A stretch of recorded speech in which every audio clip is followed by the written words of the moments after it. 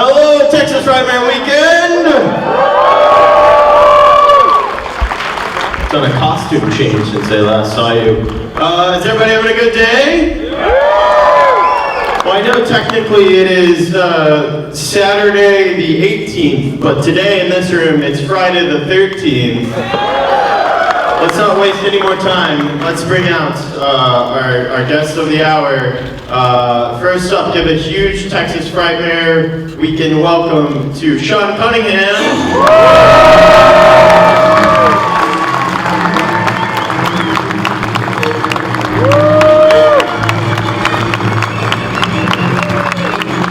Keep it going for Mr. Tom Savini.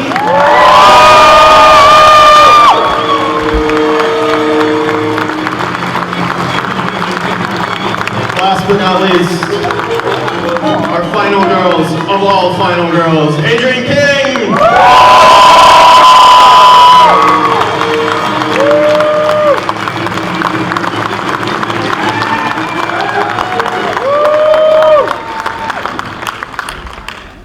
wait for Adrienne to sit down. Oh, Because we're is that a gentlemen. gentleman? Sit down! It's off the rails already. Okay. We didn't want to know. So I got a couple of questions to kick us off here, but we will get to audience questions. We'll get the mic in place here, but once it's in place, you'll just line up behind the microphone right there. Sean, I'd love to take us all the way back for starting out. You know, the genius of what you did with Friday the 13th is you did what Halloween did for Halloween, but you did it for a holiday that had no other traditions. So the tradition now on Friday the 13th is the movie. My understanding is that it was really the title and the holiday, so to speak, that kicked it all off. Kind of take us back. What was it about Friday the 13th as a day that stood out to you as a concept? Hello? Just working? Here, we can swap with this one. There you go. Hell. Well, we can. Yeah, I had made a soccer movie with kids, and we had finished it, and there was some interest from distributors, and they were thinking about maybe we're going to turn this into a TV series. I said, great, but that was an option. It just lasted about a year. And the question is, what are we going to do now? Now, when you have movies, sometimes you start to think maybe the problem is the title. So often you can take out a yellow pad, start off the top of your head making names of movies. Now I've got all these little kids soccer names and stuff. And in the middle of it, I just a strange thought came to Friday the 13th. Man, if I had Friday the 13th, I could sell that. You're right. I don't know how to sell my kids' movie. But so when we were through with the soccer movie, it just rolled around, and I said, well, let's see if we can get the title, Friday the 13th. And it was just a shot in the dark, but just said, we're going to make this movie, and nobody said you can't, so we just went ahead and made it. Yeah. And what I realized since then is that, Friday the 13th as a title has sort of emotional real estate in almost everybody's mind. And this is around the world. Sometimes it's Saturday the 14th or Tuesday. But there's one holiday that works the same way Friday the 13th does, and it's a signal for a scary time. Yeah. Can I just say now, how it delights me to look out, and I keep saying, yet another Jason mask. Just sitting there politely listening. I like all the twists on Jason, like this guy right here, just like very nice slick back hair, like kind of like a punk rocker Jason. I like it. Tom? Hey, didn't Friday the 13th have something to do with the Knights Templar and the executions that were going on? I don't know. Okay. Just say yes. Yes. that was what brought me to it. Yeah. Tom, at this point in your career, you know, it was still pretty early in your kind of special effects and makeup career. You've done, of course, Dawn with George and Knight and Martin, but this was kind of your first slasher, if I'm not mistaken. Well, I think Dawn was the first. Yeah. Dawn of the Dead. And I think Sean had seen that and said, we got to get this guy. Yeah. By the way, that's 100% true. We're in Connecticut, and who do we know that does special effects? Nobody. Well, there's this guy, got to be this guy in Pittsburgh. Somebody did special effects for Romero's picture. And we found Tom, and Tom came up, I guess it was in probably August. Yeah, I don't remember. And he just came to dinner and never left. That's true. And then Sean and I sat around and discussed all the effects, you know, and just put it together, effects-wise, you know. But we spent most of our time playing volleyball. Well, you have to tell them what you told me, and that was Dick Smith, right? Yeah. Dick Smith was Tom's mentor, and the two of them had been talking a long time about a special effect they wanted to do, which is kind of like a magic trick, of cutting somebody's head off on screen, which hadn't been done before. And Tom was obsessed with, there's got to be a way to do this well. Well, you know what? If you've seen Dawn of the Dead, the blood in Dawn of the Dead is horrible. It looked like melted crayons and strawberry Kool-Aid. We did not have a good blood formula. So on the way to see you about Friday the 13th, we went to Dick Smith's house, and Dick Smith gave us his blood formula.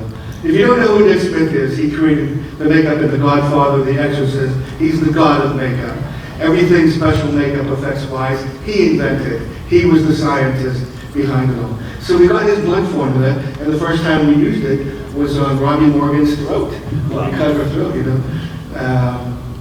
So that changed everything for us, you know, as far as, you know, realistic effects. But we stopped at his house, and he just gave us secrets. That's the problem growing up and trying to learn this, is nobody shared their secrets except Dick Smith. Yeah. I mean, you yourself had to open a school. You shared your secrets. Now we teach his blood formula. Yeah. At my school. Yeah. Well, I was gonna ask, you know, effects for zombies are a little maybe more fantastical compared to doing a slasher where you're approaching this as, you know, this could really happen. People could really be murdered in this way. Did that change the approach, or? No, my approach was, these are magic tricks. A magician is able to fool you with mechanical devices and misdirection and things that you're not aware of. Yeah. And so I always, in fact, my book about special makeup effects is called Grand Illusions. I think of them as illusions, as magic tricks. Because a magician makes you believe that what you're seeing is really happening, and we're doing the same exact thing. Making you believe that Kevin Bacon is lying in a bunk bed and an arrow comes out of his neck. Yeah. You know, that's a magic trick. Yeah, which I don't know if you saw, but Kevin, you know, is very active on TikTok, and he just posted a really funny TikTok where his kids came in with an arrow, and he woke up and then ran out of the room. It was really funny. Yeah, Kevin did. Yeah, it was really great. We did a commercial where he had the arrow sticking in his throat, and he did other movies he's been in. He did a parody of them. Yeah. Adrienne, I wanted to ask, you know, just in the same way that this was the early days of the slasher genre, you know, the concept of a final girl hadn't really even quite been defined yet, and the rules were Wasn't Jamie Lee Curtis the final girl? Right, I think, but people hadn't quite written the rules or defined it yet, and so being that this is one of your, you know, earliest acting roles, you know, and you're kind of thrown into the woods, and you're running from literally, you know, I can't imagine what that was kind of like as a young actress. What was that experience like? It's fabulous. It really was. It was so exciting to be around so many people who were passionate about getting this film done. And I just felt so lucky to have been chosen, because there were a lot of people that auditioned, most of New York. As I recall, there were just so many people at the audition. And I just was I just enjoyed it. It was my first time actually being in the woods, country, like I was a city girl. So I discovered the nature, so to speak, on this film. So I enjoyed it thoroughly. What, Sean, what made you pick her out of all the people that she just said were auditioning? I never touched her, I swear to God. That's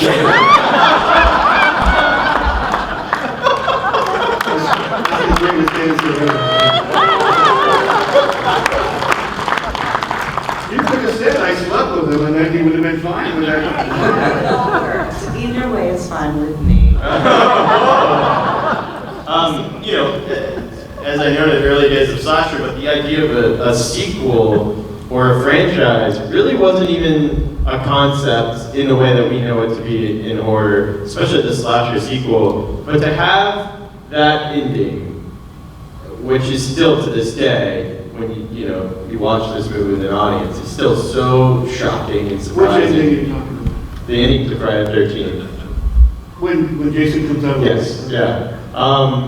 Sean, for you, was there any idea, did you approach this as very self-contained, or given the Jason character and Mrs. Voorhees character, did you kind of have a concept of like, oh, we could tell kind of continued stories out of this? Or was it just kind of a surprise ending?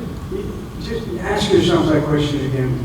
I mean, the guy's been living in the bottom of the lake for the last 15 years, and we're going to pick up. No, we made it a dream. I know, that's what, yeah. Yeah, I had just seen Carrie, and at the end of Carrie, the music swells, like the credits are going to roll any second, and the hand comes out of the credit. Yeah. So I talked to Sean about that, and we can try to do that with Jason. And he said, well, he's killed. Yeah, but make it a dream, because people buy it. Wasn't there a TV series where the whole year was a Dallas or JR? Because out of the shower, the whole previous season was a dream, and you bought that? Okay. That was the same year we were making film, too. There you go. So anyway, Carrie influenced me talking to Sean about having Jason pop up again. Yeah. There were two problems with the ending. First of all, sure, it would be great to have a hand come out of the grave, or a creature come out of the lake, or any number of different things. But how in the world can you fold that back into the story? Because we just, I didn't want to shoot Jason unless I had the scene that follows it. Most people think that the movie ends with him coming out of the lake. In fact, there's a little scene that goes on afterwards which sort of positions it all as a possible, event. The other thing was, well, is it going to work? And Tom had gone to just endless experiments trying to find makeup that looked weird and strange and that could work. And we weren't set up to do this kind of special effects. We had a 13-year-old kid holding his breath at the bottom of the lake, waiting for some kind of cue to come out. And indeed the first time that he did it, it came out. We said, it didn't work the way we wanted to. There isn't a take two. A take two means that you've got doubles in all your clothes. Yeah. You can get the makeup and everything all back together again. But you wanted him more messed up. He came out of the lake the first time clean as a whistle. And you said he's got to have stuff on him. He's got to have mud and leaves and stuff. And that's why we did it, because you wanted him to look messed up, more messed up. Jason had hair at one point. He didn't look scary with hair, so I gave him that pinhead thing. Yeah. As Betsy would say, my son is a non-believer. Well, I'm glad you brought her up, because what's incredible, the way that this franchise went everywhere, from hell to space to New York City, in between. Outer space. Yeah.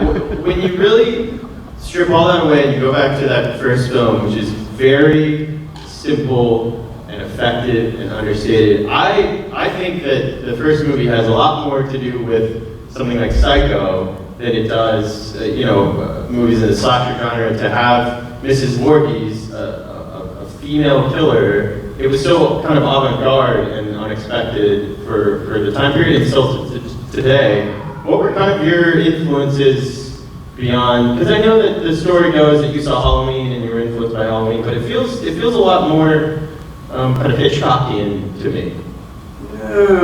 Well, first of all, I saw Halloween, and I thought John Carpenter did a terrific job. And this is before we had national releases of movies. But I thought he did a terrific job, and what stuck with me is that this low-budget filmmaker had made this low-budget movie in a very small, contained space with unknown actors, and he just did a really good job of it. I said, it's possible to make a bare-bones story like that. Not to imitate Halloween, but to structure a really almost an anti-Hollywood thing for a relatively small amount of money, because Hollywood movies cost a lot more than we had to spend. But I think that the reference, if there was any, is that there are 10 people in a situation, one of them gets killed, and then another gets killed, and it's sort of the 10 little Indians thing. Yeah. And the audience gets caught up with who's going to be next and who's doing it. Yeah. And we weren't smart enough to have a really great sort of Agatha Christie ending. Betsy Palmer came in. Betsy Palmer, by the way, she was like a morning host at everybody's living room across the country. So if anybody recognized her, oh, it's Betsy. I would turn around and she said, no, she said, tell everybody. But it was set up that way. The subsequent Friday the 13th didn't have any of that really, because you knew who the killer was by definition. Yeah. It was hard at first to understand that if you're going to see Friday the 13th, you're going to see Jason. Right. And then Jason is going to be the source of all kinds of bad things. So there's no mystery attached to it. And so that dynamic, I think, was very, very different. And so the challenge became, it's very different. How can you make it the same every time, and then keep an audience engaged? And here we are 40-something years later. Absolutely. Well, as far as your Hitchcock reference, Friday the 13th Part 1 was more successful because of what you just said. We didn't know who the killer was, what the hell was happening. But you create a situation, a horrible situation, and throw people into it. Yeah. And that created the suspense, I think. Yeah. That's why I think World War Z was one of the greatest suspenseful movies. They created that world and then threw people into it. And that's where the suspense came from. I turned down Part 2. Sean offered me Part 2. I turned it down because Jason was running around in the screenplay. No, we're going to change that. Well, they didn't change that. Because and Betsy Palmer will tell you that he did not die in the lake. He crawled out of the lake somewhere and, stole some clothes and lived there for 35 years, and nobody saw this weird kid, stealing hockey masks, But she will tell you that he didn't die. He didn't die. He came out. He came out and saw her killed. He saw us take her head off, and that's why he's seeking revenge on everybody around. So I turned down Part 2. They didn't offer me Part 3, but they offered me Part 4. So I got to create him in Part 1, and I got to kill him in Part 4. Yeah. It's the Frankenstein syndrome. So I enjoyed the hell out of that. Yeah. All right, let's take it out to the Friday the 13th fans in the audience. The question was about sequels. Was that more of the studio's idea, or was that your idea to do more sequels? No, I was all wrong with my idea of sequels. For the reasons Tom was outlining, it just seemed like we made Friday the 13th was very successful, and the title was very successful. But what are we going to do to tell stories? And one of my partners wanted to have Jason come back just as a monster. And I don't even know if Toxic Avenger had been done by then, but it was, just going to be this strange creature, I guess a creature movie, and that didn't make a lot of sense to me. He was wearing a potato sack. I just, making a sequel I thought was a great idea, but what the sequel was going to be, and how we would take this world and make it a place, a scary place to tell stories.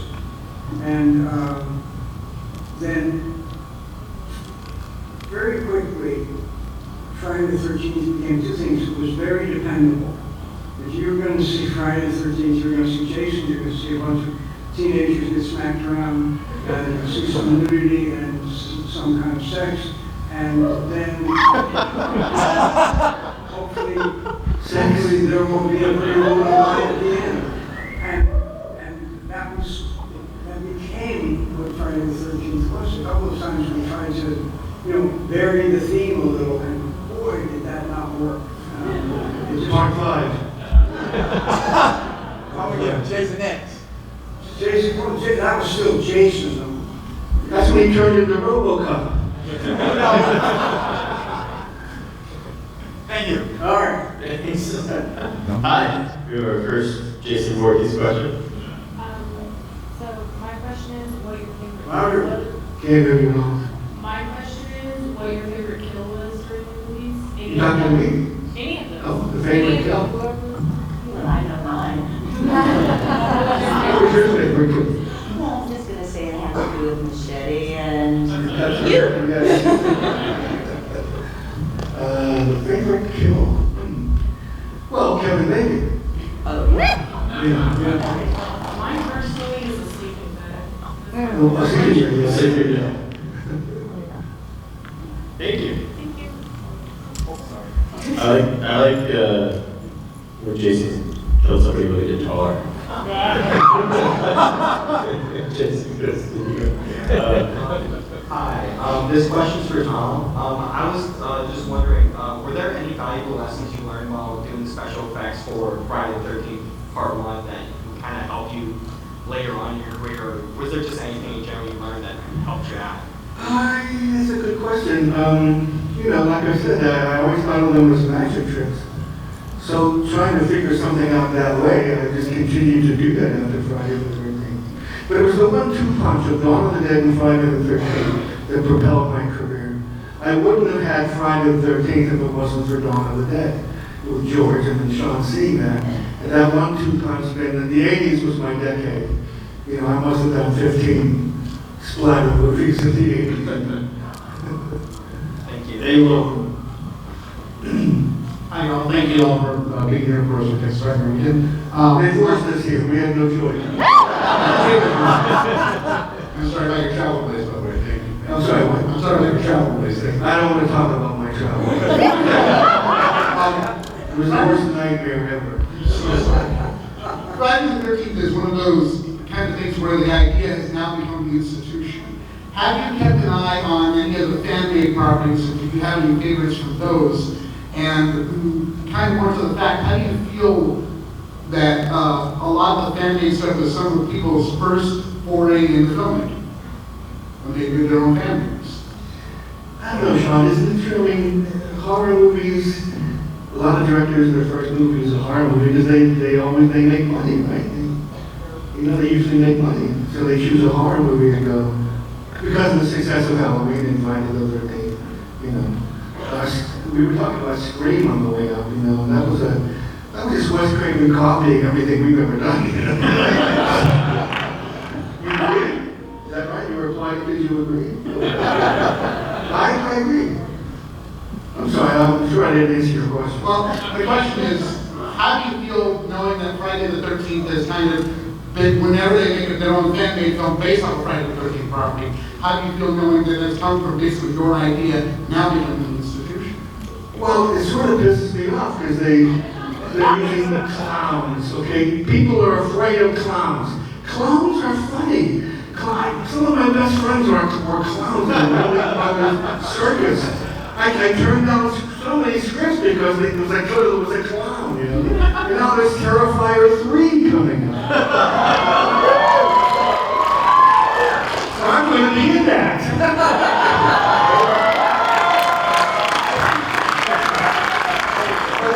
But my poor Leon McBride, Buttons the clown, he can't work anymore. He has a company that sells clown apparatus and he's going under. Because kids are afraid of clowns today. When I was growing up, clowns are funny, and happy. So it was on TV. Yeah, right. So question again. What's your question? Sorry, you only get 3 attempts at asking a question before we have to move on. Well, wait a second. I may have a little tidbit for you. I did something called Chasing Rising, even though it's not of the best caliber. These were such passionate fans and first filmmakers, and they got to me because they had an idea about Alice actually surviving part 2, which appealed to me because I always thought it was unfair that she go down so quickly. And Alice was a final girl, you know? She wouldn't have gone down that fast, and I saw it was a flesh wound anyway. That was a nice kick to the brain. And I have a picture with it. It wasn't like Janet Leigh dying in Psycho, the hero dying in the first 15 minutes. No, what I liked about it is that it had another alternate for those of you who cried when Alice died. And the other person who comes up to the table tells me they're so sorry. And so I just say, watch this little flick, Chasing Rising. And Alice was smart enough to go into a witness protection program. But you know, I love the creativity. And it just shows how much love there is out there for Friday the 13th. There we go. He finally got there. There we go. Hi. Hi. So I have 2 questions. Number 1, if you were to be in any movie out there, specifically horror movie, what movie would you be in? Wait, what was the question? If you were to be in any movie. Be in any movie. Yeah. To be in any movie. Yeah. What movie would that be? Oh, I would play Lon Chaney in the remake of Man of a Thousand Faces.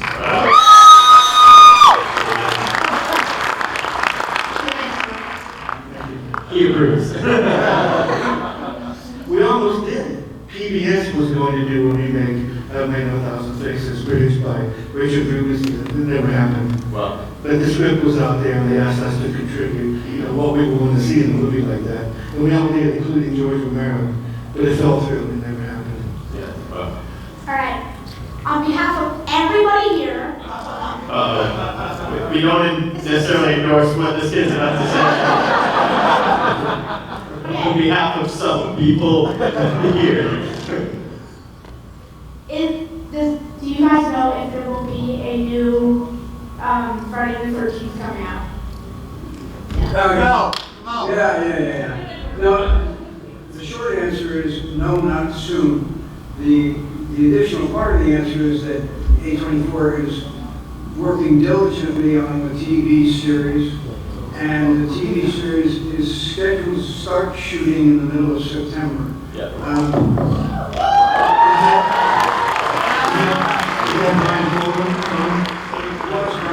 Brian Fuller left the show, and they now have a new showrunner, and it's hard to know exactly what roads they're going to go down. They have a wide open path, but I'm fascinated and excited for it. There will also be another Friday the 13th game. Yeah. That's heavily in production.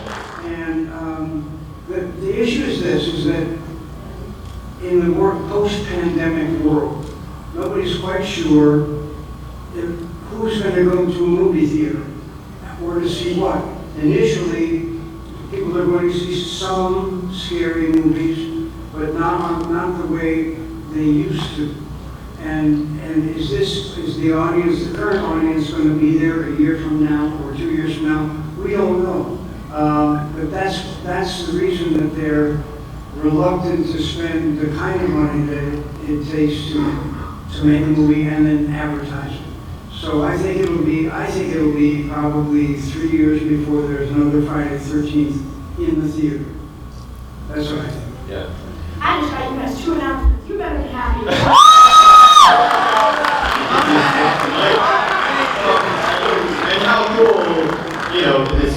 modern, art house horror, elevated horror era that we're in, for somebody like A24 that is really, kind of leading the way in horror right now, to take a franchise and a property like Friday the 13th and kind of put their A24, kind of spin on it is very exciting, I think.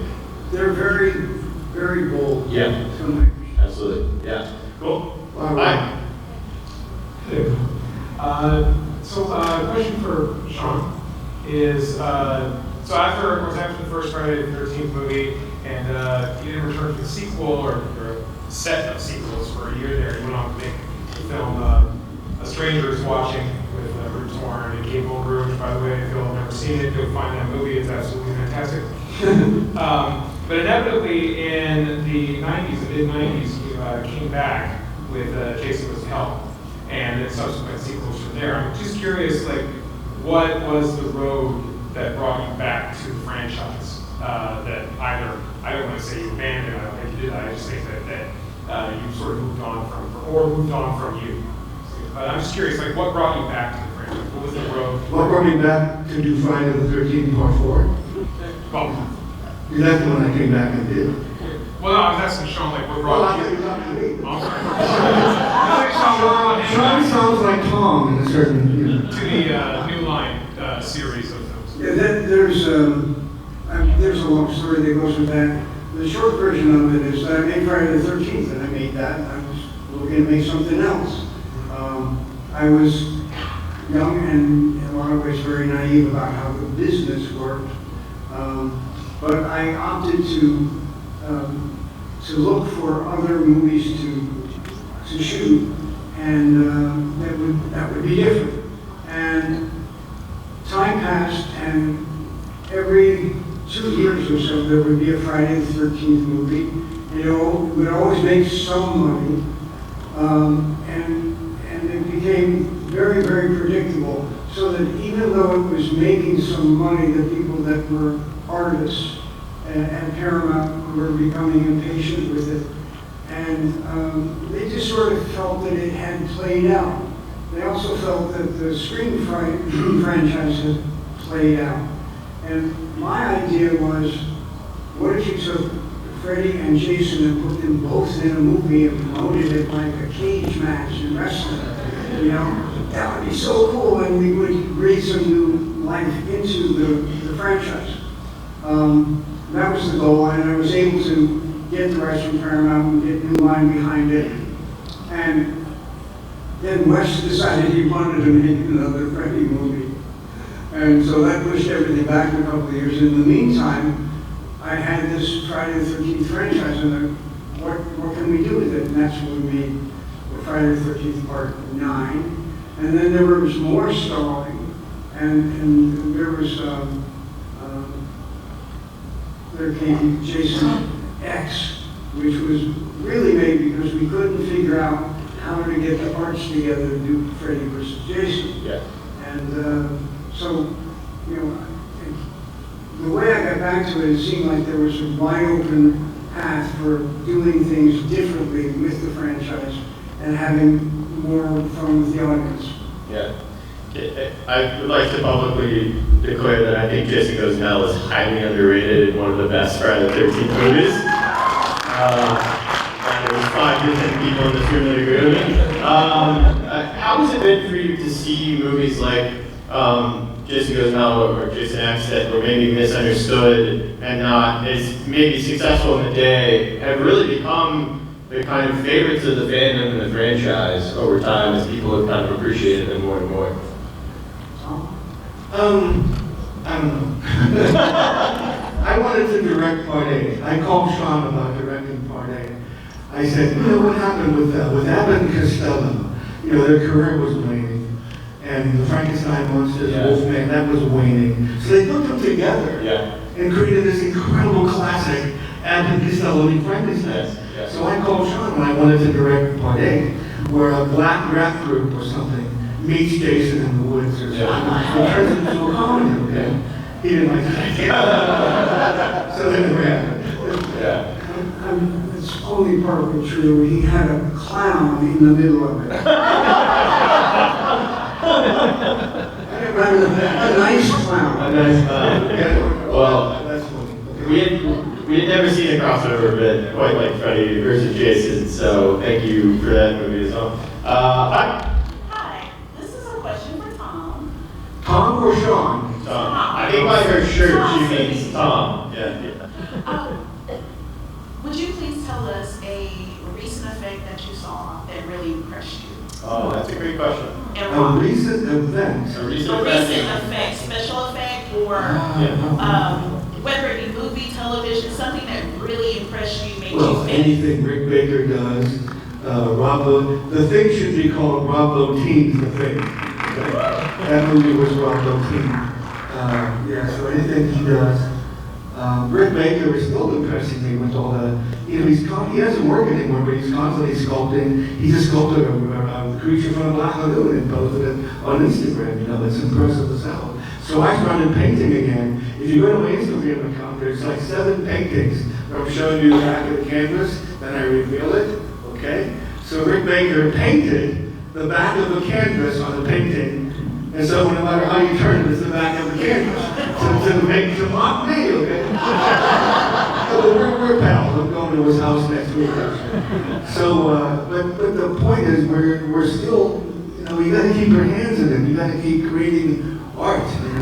I'm sorry that Rob Bottin disappeared. Nobody knows where he is. But he's created some of the greatest effects ever. So anything he does, Rick Baker, But is there a specific movie or something? I don't think I've seen a good horror movie in years, I really don't know. That's why we I'm just trying to think if there was something recent. When I get back to my table, it's going to come into my head, when my head hits the pillow tonight, I'll think of it. Just post it on IG. I'll know that your answer. Okay, yeah, I'll post it on my Instagram. But I know why we are here, but I want to say that From Dusk Till Dawn is my comfort movie. Oh. And I love your Sex Machine. Who? Sex Machine. What? Sex Machine. We got a few minutes left, so we're going to get through these last handful of questions very quick. Hi, everybody. I'm a big fan of all of you. I ordered Friday the 13th, so as a kid, I was really loved watching horror movies, and I always tried a red wine from Blockbuster or something. My mom would always catch it and make me put it back. And I met Adrienne and you and Tom in 2015, and you guys were awesome. And I just want to say I really appreciate everything that you guys have done. You guys have given me a lifetime of Thank you. I've actually subjected my wife to a lot of the movies. I literally bought and watched all of Friday the 13th with her, and she loved Dawn of the Dead. So I just wanted to say Thank you. Thank you so much. All right, next question. So now it's been about a long time since the first Friday the 13th. Is there any effect you look back on that you can do differently, but you go back and try to do that again? All of them. I would do all of them differently.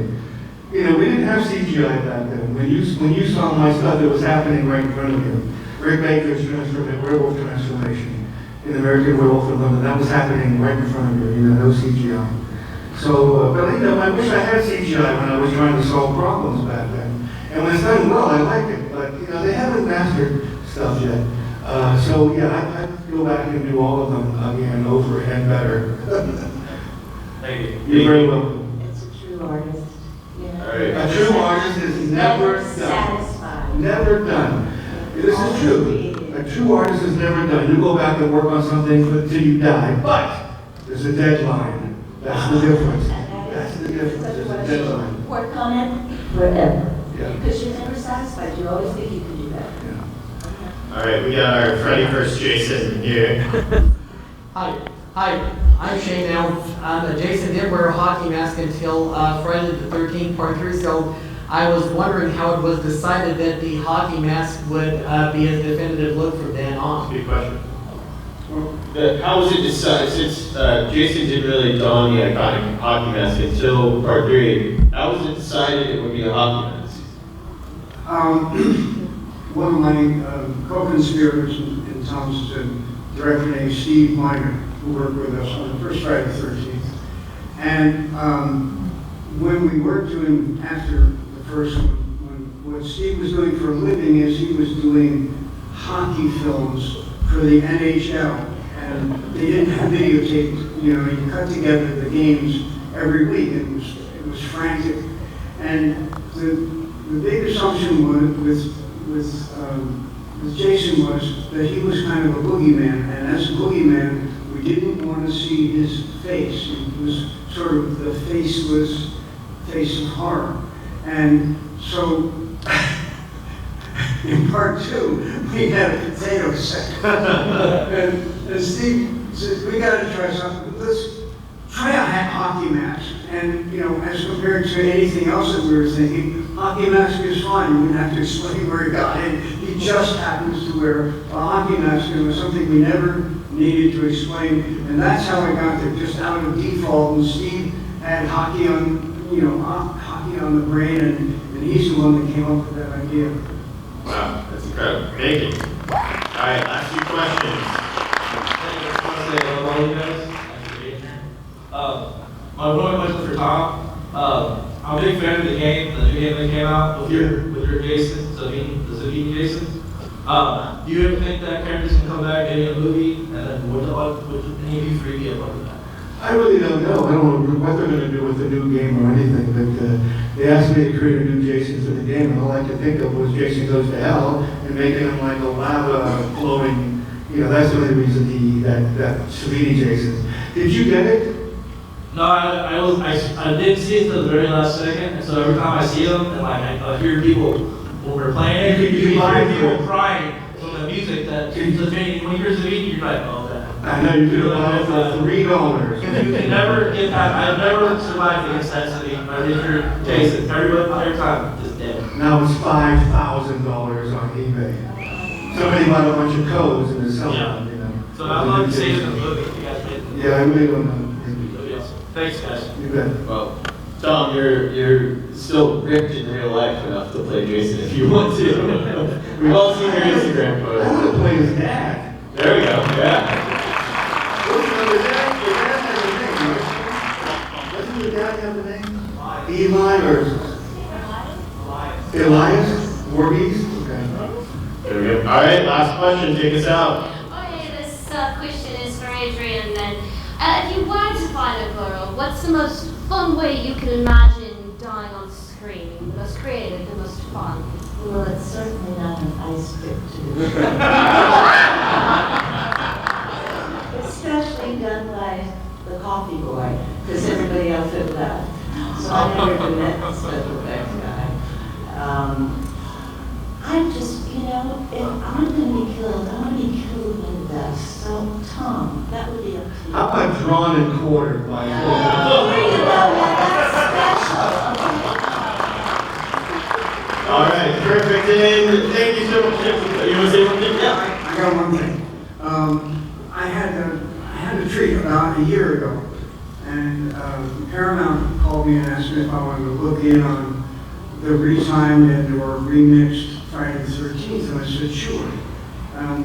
You know, I think the idea was that as a courtesy, I was supposed to come in and bless it, and I came in and I was invited to, you know, make suggestions, and actually I wound up sitting down and recoloring the entire movie, having gone back to a 2K master, and nobody had ever touched it since it was first made. And it just makes such a difference. And I also, they said, look at the mix, and I spent a couple of days on the mix and changing things that we were now able to change, which we couldn't before, so that I came away from that experience saying, oh, God, that's so much better. So when they're talking about the 4K version of Friday the 13th now, it really is much better than the previous versions. It just looks and sounds so much better. I'm very proud of the way it turned out. I said, oh, now I can sit through it and not cringe anymore. Because I couldn't do things in 1980 that you could easily do 40 years later. And so it's the benefit of all of that technology applied to and whole negative that made it, I think, meaningfully better. So I just wanted to get that out there. Yeah, thank you so much. All right, Texas Frightmare Weekend, keep it going. Sean Cunningham, make sure you stop by, see them at their tables, they will be there the rest of the day.